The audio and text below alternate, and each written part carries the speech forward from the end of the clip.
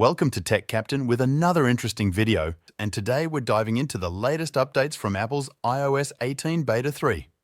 Let's explore the new features, improvements, and bug fixes that'll shape the future of your iPhone experience.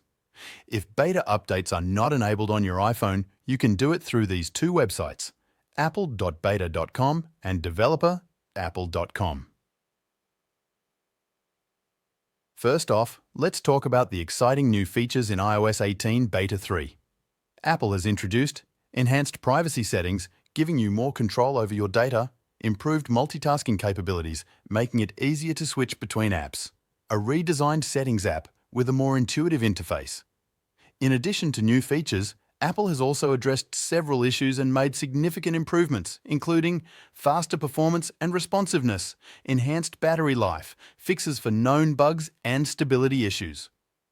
That's a wrap on iOS 18 Beta 3. We're excited to see how these updates will shape the future of iOS.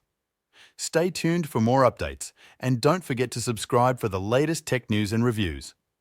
Thanks for watching, and we'll catch you in the next video.